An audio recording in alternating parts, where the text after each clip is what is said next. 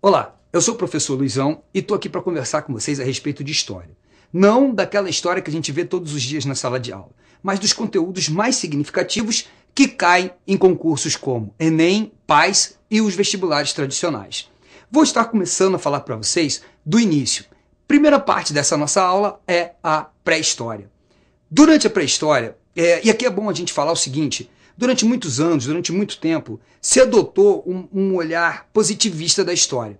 Então esse olhar dizia o seguinte: por que se chama pré-história? Ah, é tudo aquilo que vem antes da escrita, antes do surgimento da escrita. Ativamente, até mais ou menos meados do século XX, só se adotava que era história depois que estava escrito.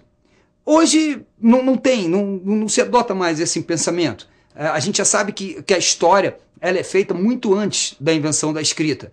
E a gente conta essa história através dos artefatos, através dos fósseis, através das imagens rupestres. Tudo isso a gente conseguiu pensar como era o universo daquela época, como era o mundo daquela época, e traz até vocês hoje. Então hoje, esse tipo de ideia não cabe mais para a pré-história, mas continua adotada como esse nome, pré-história.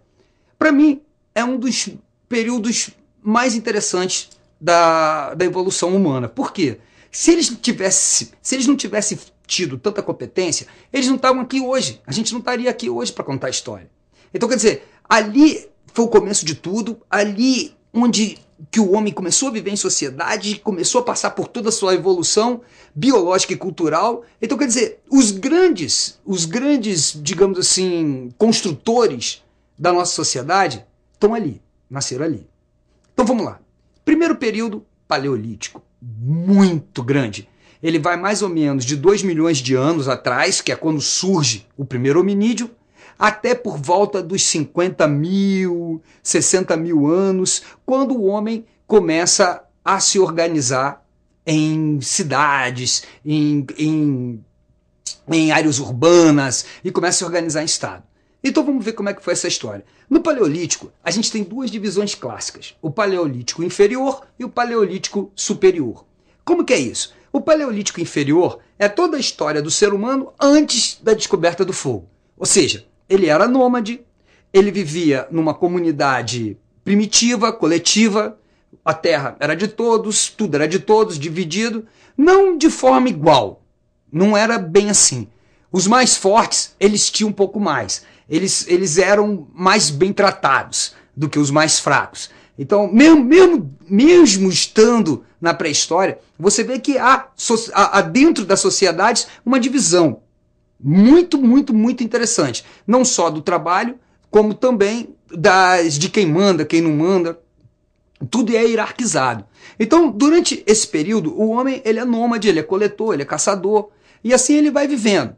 Ele vai vivendo, construindo, ele começa a sofrer toda a sua evolução biológica e toda a sua evolução cultural.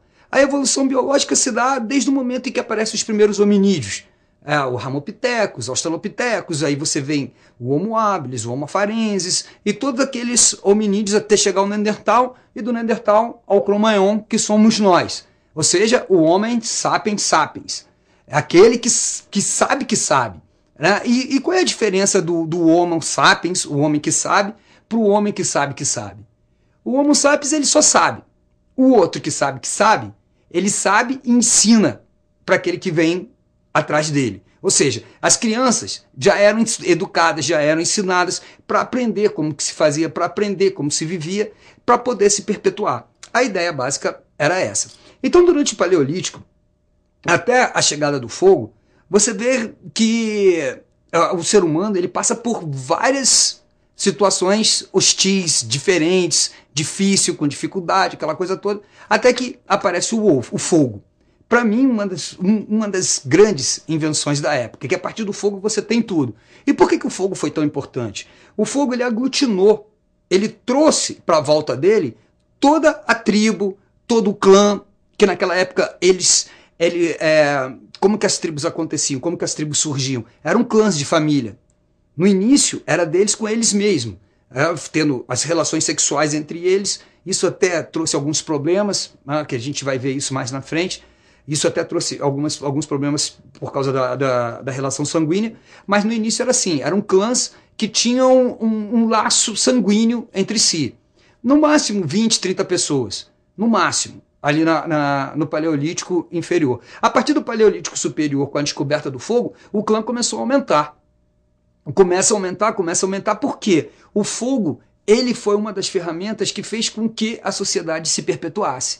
E ajudou a sociedade também a evoluir, não só culturalmente, como também biologicamente. Que a partir do momento que o ser humano pôde cozinhar os alimentos, ele foi se alimentando cada vez mais de carne, e a carne nos trouxe o nosso telencéfalo, que é nosso crânio, nosso cérebro, que nos transforma num ser pensante.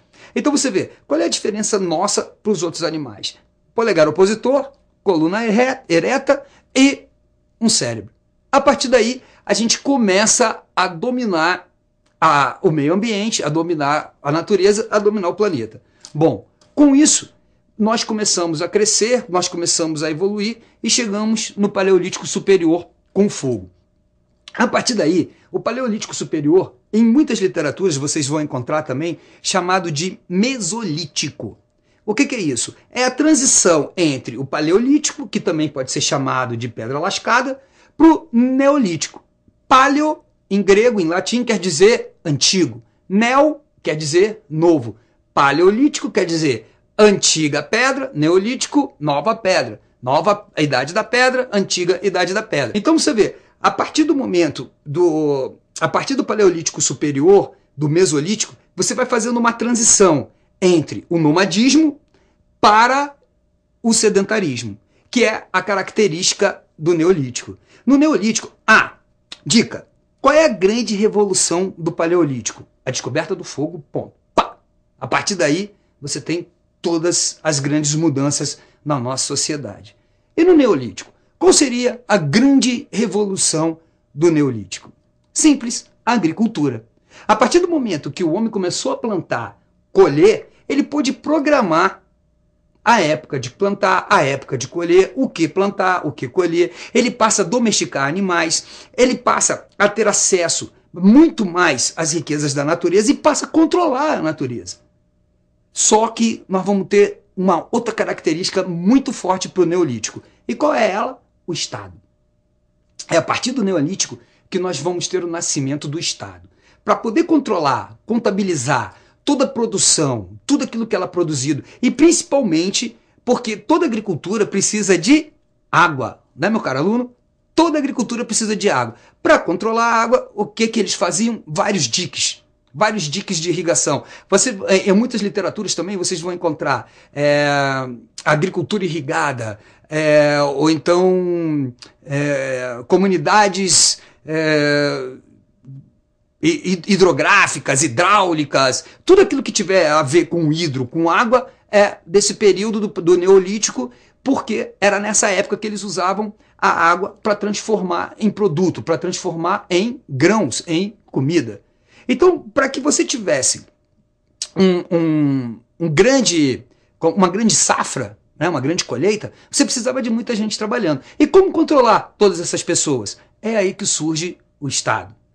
E para ser um Estado, para ser uma nação, você tinha que ter um território definido, uma língua própria, uma cultura própria, uma lei própria e uma pessoa mandando. A partir daí, eles passam a organizar, o ser humano passa a organizar a sociedade de uma maneira muito mais positiva, tendo como pensamento principal a produção agrícola, a produção de grãos e alimentar todos eles. É claro que durante o Neolítico também vai começar uma cidade ficar mais forte que a outra. Essa implementação urbana vai fazer com que as ideias circulem com mais facilidade, vai fazer com que as ideias elas virem novas ideias. Então a gente começa a sofrer o primeiro processo evolutivo do saber também, e que começa a ficar registrado. Por quê? Para contabilizar todo, a produção, aquilo que era plantado, aquilo que era colhido, o ser humano inventou a escrita. Isso vai ser datado mais ou menos por volta dos 3.000 anos antes de Cristo, 3 a 4.000 anos antes de Cristo. A partir daí, a gente termina o Neolítico e começa praticamente a Idade Antiga, a Idade dos Metais. Porque é nessa época em que o homem também deixa de lado a pedra e começa a usar a metalurgia. começa a usar o ferro, o bronze, o cobre, o ouro. Ele começa a descobrir outras formas de se fazer ferramentas, de se fazer utensílios, e começa a entrar numa nova era. Então, a partir desse momento, a gente deixa a pré-história de lado, começa então a falar da história. Mas isso é para uma próxima aula. Até lá, estude e qualquer coisa, entre em contato nesse e-mail aqui embaixo que eu posso tirar as dúvidas de vocês. Valeu, obrigado, até mais.